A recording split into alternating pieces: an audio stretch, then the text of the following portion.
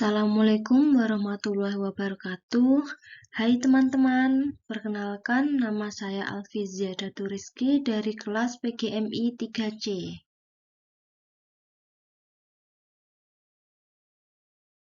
Di sini saya mau menjelaskan sedikit tentang pengertian dan konsep kurikulum yang diampu oleh Ibu Maftuka.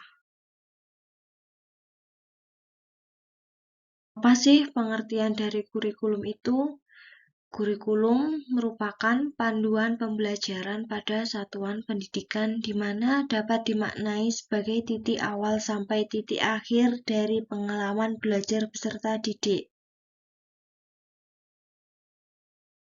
Adapun pengertian kurikulum menurut tiga para ahli, yang pertama yaitu menurut Robert Zeiss. Kurikulum bukan hanya merupakan rencana tertulis bagi pengajar, melainkan sesuatu yang fungsional, yang memberikan pedoman dan mengatur lingkungan dan kegiatan yang berlangsung di dalam kelas. Yang kedua, menurut Seller dan Miller, kurikulum adalah rangkaian kegiatan yang dilakukan secara terus-menerus. Yang ketiga, menurut Taylor, kurikulum adalah keseluruhan pembelajaran siswa yang direncanakan dan diarahkan oleh sekolah untuk mencapai tujuan pendidikan. Selanjutnya, kita lanjut kepada konsep kurikulum. Ada 3, yaitu A. Kurikulum sebagai ide, B. Kurikulum sebagai dokumen atau rencana pembelajaran, C. Kurikulum sebagai hasil. Alasan kurikulum sebagai ide yaitu ide atau konsep kurikulum bersifat dinamis, dalam arti akan selalu berubah mengikuti telaah kurikulum perkembangan zaman, minat, dan kebutuhan peserta didik, tuntunan masyarakat, ilmu pengetahuan, dan teknologi. Kurikulum sebagai ide adalah cita-cita, keinginan, harapan, dan tujuan yang difikirkan mengenai apa yang terbaik untuk dicapai dalam suatu kegiatan pendidikan, kebijakan, dan teori.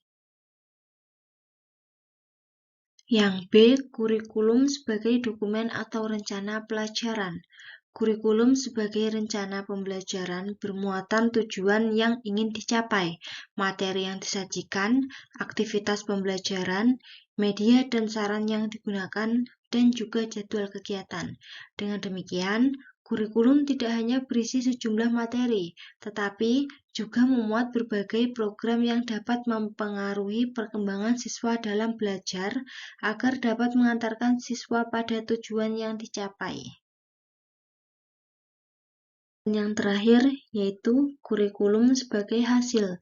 Kurikulum sebagai hasil yang artinya adalah konsekuensi atau akibat yang berasal dari kurikulum suatu kegiatan, yang berarti bahwa kurikulum ini sangat memperhatikan hasil yang akan dicapai oleh siswa agar sesuai dengan apa yang telah direncanakan dan yang menjadi tujuan dari suatu kurikulum tersebut.